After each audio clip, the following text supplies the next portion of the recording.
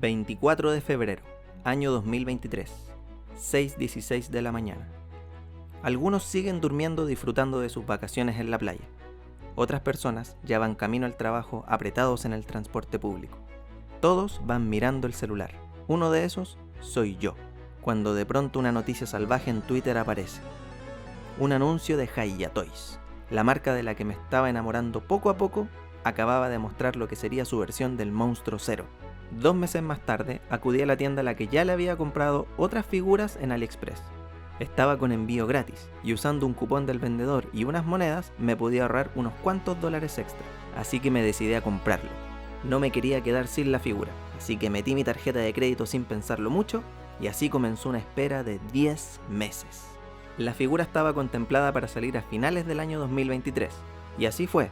De hecho, el vendedor me la envió el 28 de diciembre, casi al límite de finalizar el año, pero seguía siendo parte del tiempo estimado, o sea, aún era 2023, no me podía quejar. Yo estaba muy feliz, ya que generalmente los envíos tardan unas 2 a 3 semanas en llegar, así que no quedaba mucho para disfrutar de ese gigante de 3 cabezas. 12 de enero, año 2024. El paquete llega a Chile. Todo estaba perfecto. Habían pasado 2 semanas. Estaba todo dentro de los tiempos normales como siempre. Al menos eso pensaba yo, pues no contaba con el enemigo mortal de todas las compras internacionales: la aduana. Al pasar los días, mi paquete seguía sin movimiento, lo que me empezó a preocupar. Y luego de mandar correos, llamar por teléfono y abrir un montón de tickets de reclamo por no tener movimiento con mi paquete, me dicen que pare de molestar, que el paquete está en aduana y que no hay nada que hacer, que la aduana se puede demorar toda la vida si quiere y que me espere sentadito hasta que me cobren o que el paquete siga su curso normal hasta que llegue a mi domicilio. 14 de febrero, año 2024. Luego de pasar un mes, al fin tengo noticias de mi paquete, y me estaban solicitando documentación que acredite el valor de mi compra, con lo que me piden un comprobante de la compra, la boleta y mi estado de cuenta bancario para verificar que lo que estaba declarando sea realmente lo que pagué por el producto. Aquí vale la pena hacer un paréntesis.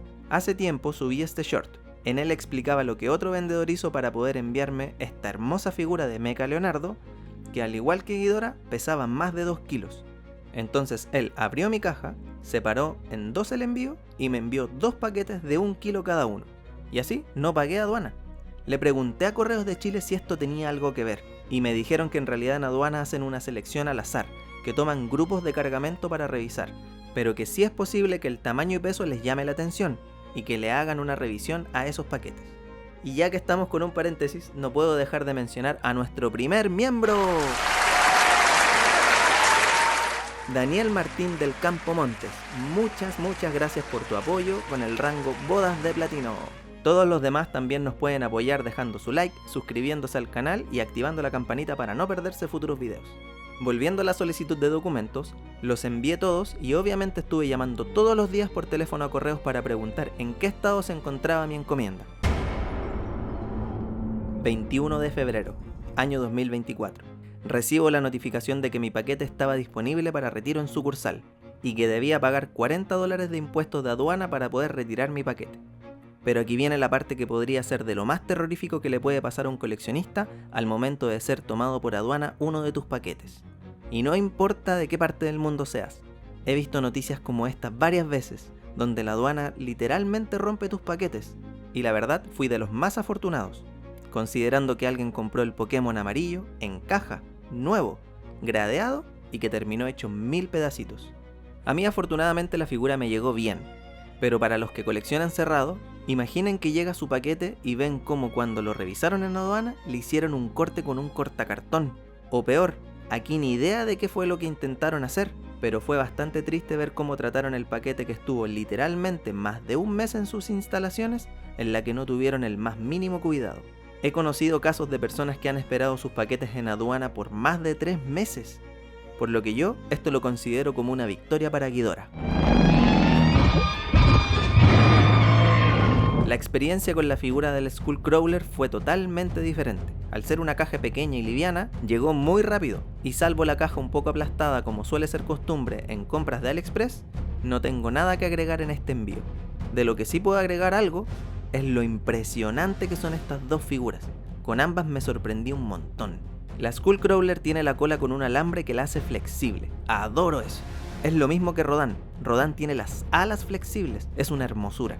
Lo puedes poner en la pose de la película cuando revienta todos los aviones en el aire. Esa escena es cine.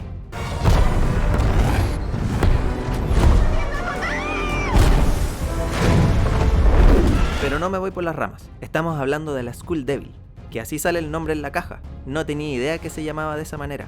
Pero según esta wiki, dice que ese es el nombre de la reina de los Skullcrawler. Yo la verdad no me fío del todo con la información de un sitio que parte con wiki. Wikipedia? You're using Wikipedia as your source of information. Así que fui a una fuente a la que sí le tengo confianza. Luis DeWitt. También conocido como el Grande o el Diablo Calavera. Sí, efectivamente es la reina. Y con su cola flexible puedes hacer poses muy locas para recrear escenas increíbles. Y eso que este Kong no es de la película Skull Island. Esa figura con mejor articulación viene después, y la veremos más adelante junto con la Muto hembra. Para ser una figura pequeña, me gusta mucho cómo se ve. Tiene un detalle hermoso por todos lados. Sus patas, la textura de su piel, incluso la cola tiene detalles. Aunque aquí creo que le faltó un poco de pintura tal vez. Pero donde brilla realmente es en su cráneo. Y bueno, no podía ser de otra manera. O sea, en su nombre lleva literalmente la palabra cráneo. Tenía que ser la parte más detallada, y vaya que lo logra. Con una articulación doble que al mover una de sus dos mandíbulas, la otra se mueve automáticamente, es un movimiento muy creativo. Lo malo es que aquí se comenzó a salir un poco la pintura ya que es una parte flexible. Al final lo que tenemos es una figura que tiene mucha posabilidad gracias a su cola flexible, y que con su articulación nos permite hacer varias fotos geniales recreando algunas de las escenas de la película.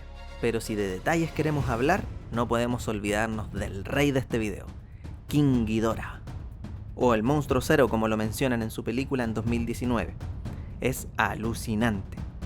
Con una altura de 35 centímetros de alto con sus alas extendidas, llega a ser difícil de encontrarle un lugar para dejarlo. Sus detalles son incluso más espectaculares que con la Skullcrawler. Sus cabezas tienen un esculpido hermoso a pesar de ser tan pequeñas.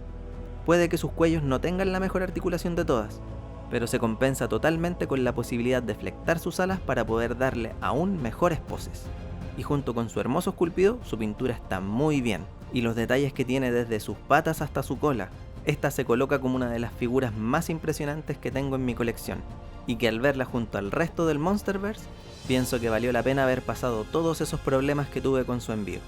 Quiero ser claro en que el envío no fue culpa del vendedor de AliExpress, él mandó la figura apenas la tuvo en stock, así que no tengo dudas que hará lo mismo cuando estén disponibles las otras figuras que tengo en preventa con él. Mientras sigo disfrutando de este enorme pero hermoso monstruo con quien jugar a sacar fotos, intentar recrear escenas de la película y por supuesto mantener junto al resto de la colección que cada vez crece más y más gracias a Hiya Toys. Hiya incluso ya tiene anunciadas nuevas figuras de la película Godzilla y Kong, el nuevo imperio, las cuales no voy a conseguir, pero me gustaría saber si ustedes las piensan comprar. Espero de todo corazón que ustedes nunca tengan problemas con aduanas. Y también espero que si aún no se suscriben, lo hagan. Activen la campanita y nos regalen un like para poder llegar a más público y así seguir creciendo con su apoyo. Para seguir viendo otras de nuestras colecciones, haz clic aquí. Mi nombre es Leo y somos un matrimonio coleccionista.